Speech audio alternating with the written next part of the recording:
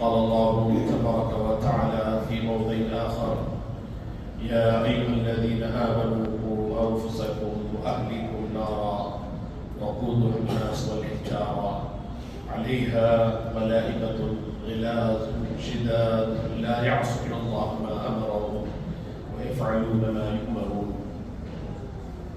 قابل قدر حاضرین، اللہ رب العزت جل جلالہ وعم نوالہ تبارک اسمہ کے لیے ہر قسم کی حمد و ثنا، ہر قسم کی کبریائی، بڑائی، بزرگی، تعریف اسی کے لیے لائق ہے، کیونکہ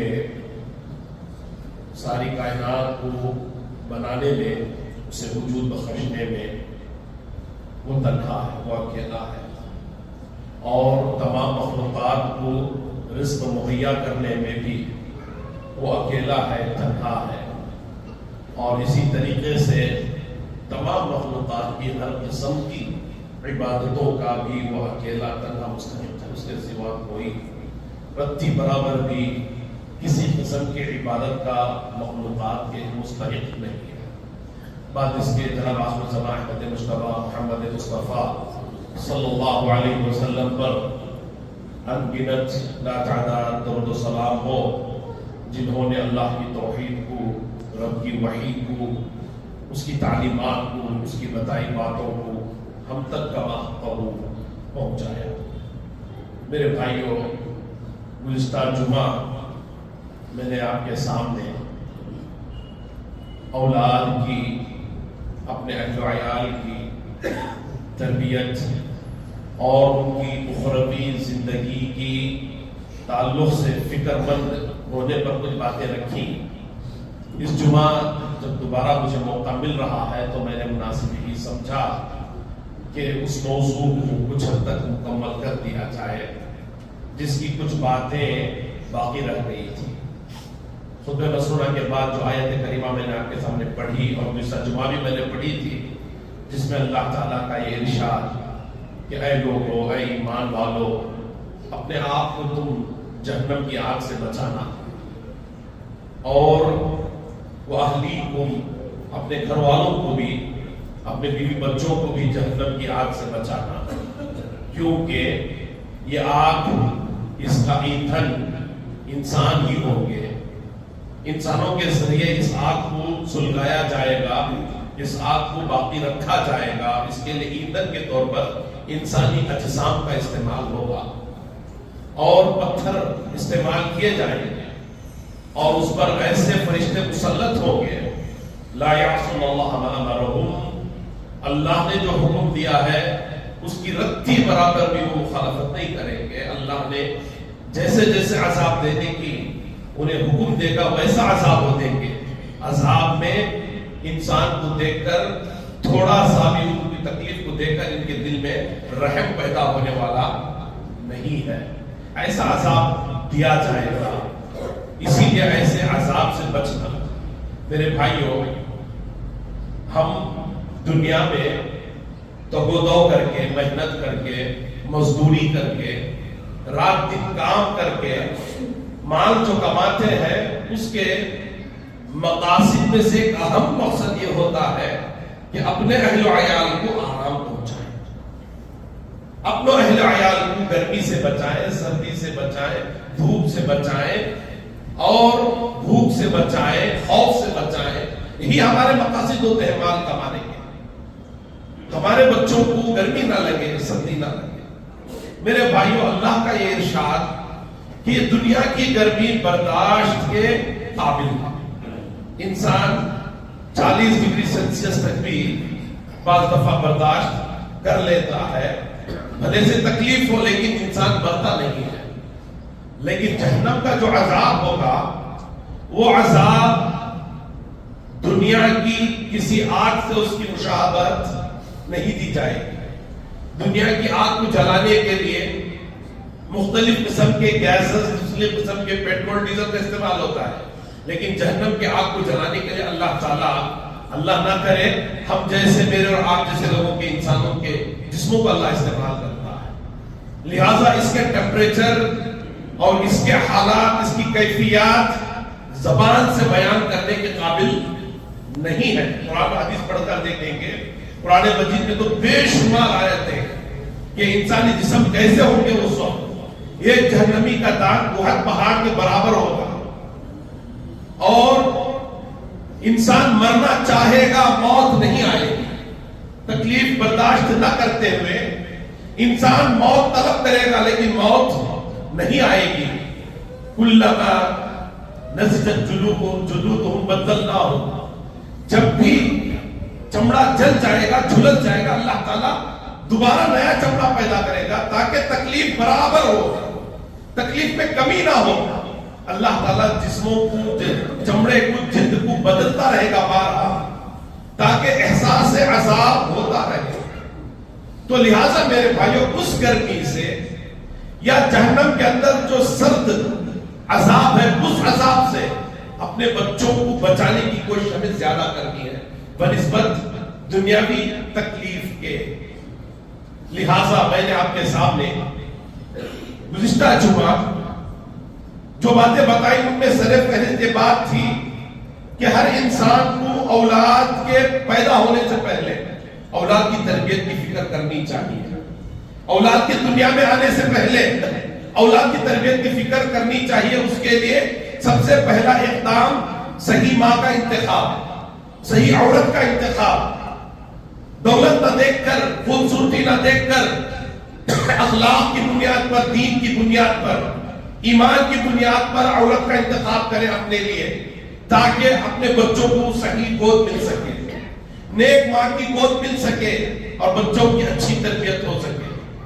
اور دوسری چیز میں نے آپ کے سامنے یہ بتائی کہ انسان جب اپنی بیوی کے نزدیک جاتا ہے تو اسے دعا کی تعلیم دی گئی کہ تم دعا پڑھو تاکہ اولاد نیک بنے، تاکہ اولاد شیطان کے شر سے محفوظ ہو سکے۔ اللہم جنبنا الشیطان وجنب الشیطان علی ما رزقتنا۔ اس کے بعد تیسری چیز جو بہت ہی اہم ہے تربیت اولاد کو لے کر، وہ یہ کہ اولاد کے حق میں دعا، اولاد کے دنیا میں آنے سے پہلے بھی اور آنے کے بعد بھی ہمیشہ سے اولاد کے حق میں دعا، کثرت کے ساتھ دعا۔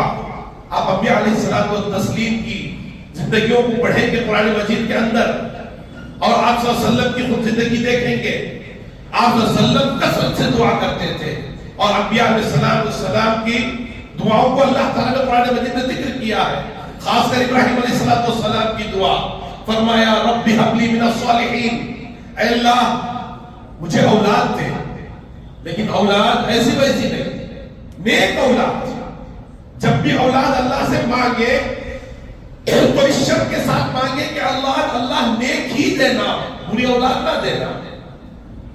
میرے بھائیوں، بہت سے ماں باپ کو ہم نے دیکھا ہے جب وہ ضعیفی میں پہنچتے ہیں، کمزوری میں پہنچتے ہیں، اپنی نوجوان اولاد کی بد اخلاقی کی وجہ سے، بد کرداری کی وجہ سے، جو ماں باپ اپنی زندگی کا بڑا حصہ جن بچوں کی تربیت پر صرف کرتے ہیں، وہی ماں باپ اپنے بچوں کے حق میں بدعا کرتے نظر آتے ہیں کہ ایسا اولاد اللہ نہ دیتا تو بہتر تھا، ایسا بچہ ہمیں ملنے سے نہ ملتا تو بہتر تھا، اور باقاعدہ بدعا کرتے ہیں اور تمنا کرتے ہیں کہ ہماری زندگی میں ہمارے سے بچہ بچھڑ جائے، مر جائے، چلا جائے۔ میرے بھائیوں، اسی لیے صرف محض اولاد کا ہو جانا کافی نہیں ہے، بلکہ جب بھی دعا کے لیے ہاتھ اٹھائیں تو نیک اولاد کے لیے ہاتھ اٹھانا، اللہ سے یہی مانگنا کہ اللہ نیک اولاد دینا، تیری فرما بردار اولاد دینا، صالح اولاد دینا، اچھی اولاد دینا۔ اولاد کے حق میں دعا بتایا، ربنا هب لنا من ازواجنا وذرياتنا قرة اعين واجعلنا للمتقين اماما۔ مانگا یہ گیا کہ اے اللہ تو ہمیں ایسی اولاد دے، ایسی بیوی عطا کر جنہیں دیکھ کر ہمارے آنکھوں کو ٹھنڈک محسوس ہو، ہماری آنکھیں ٹھنڈی ہو، ہمیں دنیا میں راحت اور سکون محسوس ہو، ہمیں اطمینان محسوس ہو۔ اے اللہ ایسی اولاد اور ایسی بیوی بچے، ایسے اہل و عیال ہمیں عطا کرنا۔ تو اور نوجوان کو جن کی شادیاں ہوئی نہیں ہیں، ان کے لیے، یا پھر جن کی شادیاں ہو چکی ہیں، اولاد کے وہ متمنی ہیں، ان کے لیے چاہیے کہ کثرت سے رات دن اللہ سے دعا کریں. رب هب لي من الصالحين ربنا هب لنا من ازواجنا وذرياتنا قرة اعين واجعلنا للمتقين اماما. کثرت سے دعا کریں نیک اولاد کے لیے. یہ اولاد کی تربیت میں لیا جانے والا ایک اہم فیصلہ ہے. دعا ماں باپ کے تعلق سے یہ بتایا گیا کہ بچوں کی دعائیں ماں باپ کے حق میں اللہ تعالیٰ رد نہیں کرتا، لیکن ماں باپ کی دعائیں بھی بچوں کے حق میں رد نہیں ہوتی. ایک بہت بڑے سلفی عالم پڑوس ملک کے، ان کے بیان میں ایک بڑا بہترین جملہ میں نے سنا اور بارہا اس کو سننے کا موقع ملتا ہے. وہ کہتے ہیں کہ لوگ دعاؤں کی درخواست لے کر علماء کے پاس، مشائخ کے پاس جاتے ہیں، جنہیں وہ نیک سمجھتے ہیں ان کے پاس جاتے ہیں اور ان سے درخواست کرتے ہیں کہ مولانا ہمارے حق میں دعا کرنا، ہمارے حق میں دعا کرنا. حالانکہ فلاں فلاں کی دعا آپ کے حق میں قبول ہو یا رد ہو، اس میں شک ہے. اللہ قبول بھی کر سکتا ہے، رد بھی کر سکتا ہے. لیکن آپ کے گھر میں ایسے لوگ موجود ہیں جن کی دعائیں آپ کے حق میں رد نہیں ہوتی، وہ آپ کے ماں باپ ہیں. آپ اپنے حق میں دعا کے لیے ماں باپ سے درخواست کریں.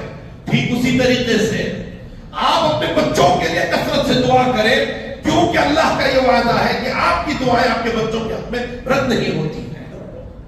آپ کی دعائیں اللہ تعالیٰ رد نہیں کرتا جو آپ کے بچوں کے حق میں آپ کرتے ہیں.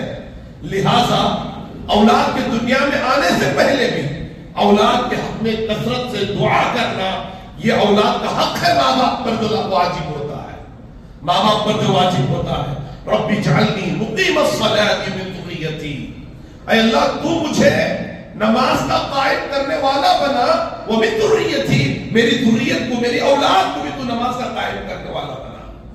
میرے بھائیو، یہ دعائیں قرآن نے ہمیں سکھلائی، اللہ نے ہمیں بتلائی کہ ہم اس کو کثرت سے پڑھتے رہیں، کثرت سے پڑھتے رہیں.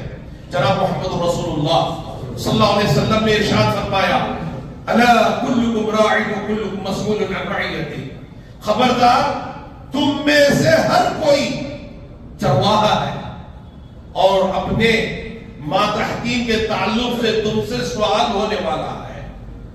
چرواہا کسے کہتے ہیں؟ جو بکریوں کو چراتا ہے. آپ نے اپنی 50-25-100 بکریاں کسی کو دے دی چرانے کے لیے. شام جب لوٹتا ہے، بکریوں میں کوئی نقص آتا ہے، کوئی بکری لنگڑی ہو، لولی ہو، یا کوئی بکری کو کوئی بھیڑیا کھا جائے، تو آپ سوال کس سے کرتے ہیں؟ چرواہے سے آپ سوال کرتے ہیں کہ ان کا کیا ہوا. اسے جواب دینا پڑتا ہے. میرے بھائیوں، اللہ کے نبی صلی اللہ علیہ وسلم نے اسی بات کو تشبیہ کی ہم انسانوں سے، بتایا کہ ہم میں سے ہر کوئی اپنے ماتحتین کے تعلق سے اللہ کے دربار میں مسئول ہے. ہم سے پوچھا جائے کہ ہم نے اپنے ماتحتین کے تعلق سے ان کا حق کہاں تک ادا کیا ہے. ہماری اولاد میں کوئی کفریہ شرکیہ اعمال کرتا ہے، سوال ہم سے ہوگا. ہمارے اولاد میں کوئی اگر بدعقیدہ پیدا ہوتا ہے تو سوال ہم سے ہوگا. ہماری اولاد میں کوئی بے نمازی بنتا ہے، سوال ہم سے ہوگا. ہماری اولاد میں کوئی اللہ کا دشمن بنتا ہے تو سوال ہم سے ہوگا. میرے بھائیوں، کیونکہ ہم ذمہ دار ہیں، ہم مسئول ہیں. الا کلکم راع وکلکم مسئول عن رعیتہ. اور آگے بتایا اللہ کے نبی صلی اللہ علیہ وسلم نے، والرجل راع فی اہل بیتہ، اور انسان مرد بھی اپنے گھر والوں کے تعلق سے مسئول ہے. اور عورت کے بارے میں بتایا کہ عورتیں بھی اپنے شوہر کے گھر کے تعلق سے مسئول ہیں. شوہر کمانے کے لیے نکلتا ہے گھر سے باہر، اولاد کو اپنی بیوی کے حوالے کر جاتا ہے. کبھی 1 دن، کبھی 2 دن، کبھی 10 دن گھر سے باہر اپنے بیوی بچوں کے لیے نکلتا ہے، تو عورت پر ذمہ داری عائد ہوتی ہے کہ بچوں کی تعلیم، تربیت اور اخلاق کی ذمہ دار عورت ہے، کہ بچوں کو بگڑنے نہ دے، بدعقیدہ ہونے نہ دے. اسی لیے بتایا گیا کہ اچھی عورت کا سلیکشن شادی کے لیے بے انتہا ضروری ہے.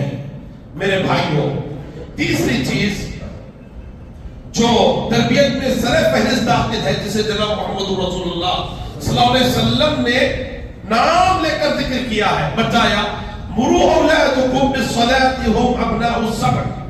اپنے بچوں کو نماز کا حکم دینا. بچے جب 7 برس کے ہو جائیں اور جب 10 برس کے ہو جائے نہ پڑھنے پر مارنا. میرے بھائیوں آپ شریعت میں نہیں دیکھیں گے کہ کسی بھی چیز پر شریعت نے اتنی سختی سے تعلیم دی ہو کہ 10 سال کے بچے کو مارا جائے. وہ صرف نماز کے نہ پڑھنے پر مارنے کی تاکید ہے. میرے بھائیوں آج ہمارا حال یہ ہے کہ ہم بچے کو ہر چیز پر ABCD نہ پڑھنے پر مار سکتے ہیں. 1 2 3 کی کیلکولیشن میں بچہ اگر فرق کر لے تو ہم ماریں گے بچے کو. لیکن نماز کے بارے میں سوال کرنے کی جرات ہمیں نہیں ہے. میرے بھائیوں جو باپ نماز کے لیے مسجد آتا ہے لیکن اولاد کو ساتھ نہ لے کر آئے, ایسی بدنصیبی ہے. یہ بدنصیبی ہے میرے بھائیوں. اولاد کو ساتھ لے کر آئے, بچے چھوٹے ہیں 7 برس کے ہیں, مسجد میں شور شرابہ کر سکتے ہیں, اپنے ساتھ کھڑا کریں, اپنے بغل میں کھڑا کریں تاکہ بچوں کی تربیت ہو سکے. اور یاد رکھنا اپنے بچوں کے لیے اپنے اخلاق پر کنٹرول کرنا, اپنی زبان پر آپ سچے بنے تاکہ آپ کے بچے بھی سچے بنے. آپ جھوٹ بولے اور تمنا یہ رکھیں کہ میرا بچہ سچا بنے, نہیں بن سکتا. آپ نمازی بنے, اپنے بچوں کو نمازی بنانے کی کوشش کریں. آپ بے نمازی ہیں لیکن بچوں کو نمازی بنانا چاہتے ہیں, ایسا ہو نہیں سکتا میرے بھائی. لہذا اپنے آپ کو اسلامی ڈھانچے میں مکمل ڈھال لینا تاکہ آپ کو دیکھ کر آپ کے بچے سیکھیں, آپ کو دیکھ کر آپ کے بچے سیکھیں. اور زیادہ تر اپنی صحبت میں اپنے بچوں کو رکھنا. اگر آپ نیک ہیں, آپ صالح ہیں, آپ نمازی ہیں تو کوشش اس بات کی کرنا کہ آپ کے بچے آپ کے ساتھ زیادہ وقت بتائیں تاکہ آپ کے اخلاق سے متاثر ہو, تاکہ اخلاق آپ کے سیکھیں. میرے بھائیوں اللہ کے نبی صلی اللہ علیہ وسلم نے نماز کی تعلیم دی. اس کے بعد بچوں کی عقیدہ اور ایمان درست ہونے کے لیے مکاتب میں بچوں کو ضرور بھیجیں. اسلامی مکاتب میں, دینی مکاتب میں جو بچوں کو جہاں پر لا الہ الا اللہ کی تعلیم اور اسلام کی بنیادی عقائد کی باتیں بتائی جاتی ہیں, اس سے اپنے بچوں کو محروم نہ رکھیں. یہی وہ مکاتب ہے جہاں سے ہمارے بچے مسلمان بنتے ہیں, ایمان والے بنتے ہیں. میرے بھائیوں سلفی مکاتب ہی میں بھیجیں, سلفی العقیدہ مکاتب ہی میں بھیجیں. آپ صرف قرآن خوانی کے لیے, قرآن کی روانی کے لیے, قرآن سیکھنے کے لیے کسی ایسے مکتب کا انتخاب نہ کریں جہاں پر بچے کے عقیدے پر حملہ ہوتا ہو, جہاں بچے بدعقیدہ بنتے ہو. سلفی عقائد کے مکاتب قائم کریں, ہر گلی ہر کوچے میں مکاتب قائم کریں تاکہ ہمارے بچوں کی تربیت اچھی ہو سکے. تیسری چیز جو بہت اہم ہے, وقت ہوتے ہوئے میں بتانا چاہتا ہوں, بچوں کی شادیاں وقت آنے پر فوراً انجام دیں. جناب محمد رسول اللہ صلی اللہ علیہ وسلم نے اس بات پر بڑی سختی سے تعلیم کی ہے کہ جو انسان یا معاشر الشباب من استطاع منکم الباءة فليتزوج, اے نوجوانوں تم میں سے جو قوت رکھے وہ فوراً شادی کر لے, شادی میں تاخیر نہ کرے. ہاں اگر کسی کو کسی مسئلے میں شادی میں تاخیر ہو رہی ہے تو اس کے لیے چاہیے کہ نفل روزے کثرت سے رکھے تاکہ اس کی قوت پر اسے کنٹرول ہو. میرے بھائیوں ہمارا معاشرہ آج جو حالات ہم جو دیکھ رہے ہیں وہ کسی سے ڈھکے چھپے نہیں ہیں, میرے اور آپ کے سامنے واضح ہے. آج ہر گھر میں ہر ہاتھ میں ننگے تصاویر, نہ جانے کیسے کیسے حالات, کیسے کیسے ایڈورٹائزمنٹ جہاں پر انسان کے جذبات بھڑکتے ہیں. ایسے حالات میں بھی ہم ہمارے بچوں اور بچیوں کو 22 25 30 برس تک بغیر شادی کے رکھیں گے. میرے بھائیوں اگر وہ گناہ کا راستہ اختیار کرتے ہیں اس کے ذمہ دار ماں باپ ہیں, اس کے ذمہ دار ماں باپ ہیں جو بچوں کی شادیوں پر رکاوٹ بنتے ہیں. اللہ کے نبی صلی اللہ علیہ وسلم نے یہاں تک ارشاد فرمایا کہ جو انسان اپنی عفت کے لیے, اپنی پاک دامنی کے لیے نکاح کرتا ہے, ایسے انسان کی مدد اللہ اپنے آپ پر فرض کر لیتا ہے, واجب کر لیتا ہے. اس کی مدد اللہ پر فرض ہو جاتی ہے کہ اللہ اس کی مدد کر کے رہے گا جو انسان اپنی پاک دامنی کے لیے شادی کرتا ہے. میرے بھائیوں ہم نے دیکھا ہے بچیاں, لڑکیاں 25 برس تک شادیاں ہوتی رہی ہیں ڈگریاں لینے کے نام پر, ڈگریاں لینے کے نام پر. اسلام تعلیم سے منع نہیں کرتا, آپ کسی بھی قسم کی ڈگری لیں لیکن شادی کے بعد پڑھنے کی کوشش کریں. ڈگری کے نام پر, تعلیم کے نام پر ایسی کالجز ہم اپنے بچوں کے لیے انتخاب کرتے ہیں جہاں پر مرد و عورت کا اختلاط ہے، جہاں پر زنا میں مبتلا ہونا کامن ہے. حتیٰ کہ کالجز کا یہ ماحول ہم نے دیکھا ہے کہ جس لڑکی کا کوئی بوائے فرینڈ نہیں ہے وہ لڑکی مایوس سمجھی جاتی ہے. ایسے ماحول میں ہم اپنی بچیوں کو داخل کریں اور ہم یہ چاہیں کہ ہماری بچیاں پاک دامن ہو، ہماری بچیاں نیک ہو. میرے بھائیوں، اپنے اولاد کے بارے میں خوش فہمی مبتلا نہ ہو، خوش فہمی مبتلا نہ ہو. ہمیشہ شک کی نظر سے دیکھیں اپنے بچوں، اپنے بچوں کی تربیت کی فکر کریں، اپنے بچوں کی دنیاوی زندگی سے زیادہ اخروی زندگی کی فکر کریں.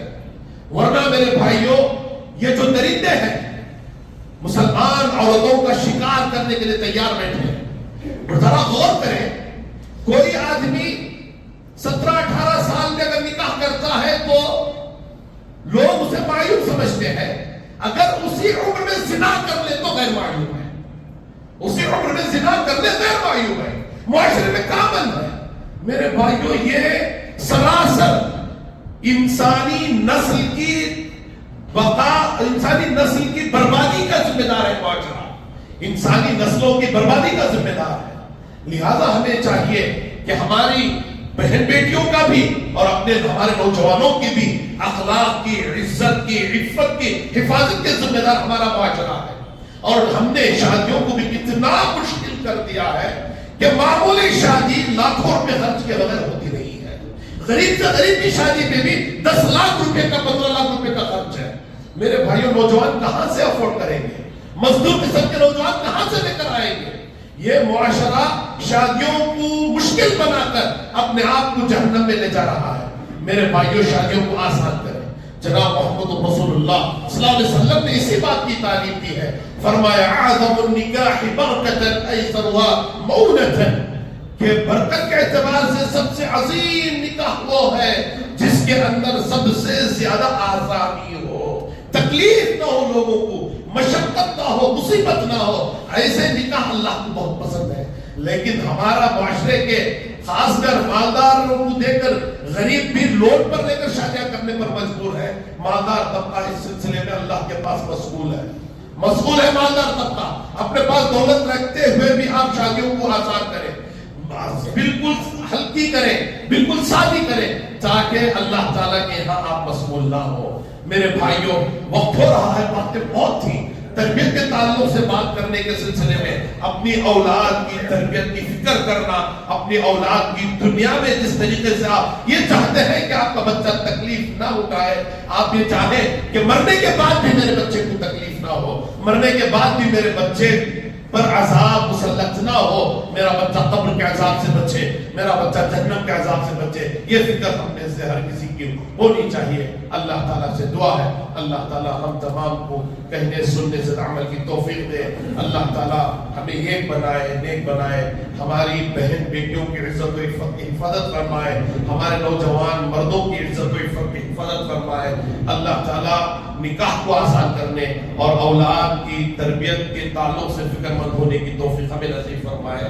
اللہ تعالیٰ ہمارا ٹھکانہ جنت الفردوس میں فرمائے. اللہ ہمیں جہنم کے عذاب سے، قبر کے عذاب سے محفوظ رکھے. آمین. وآخر دعوانا الحمدللہ.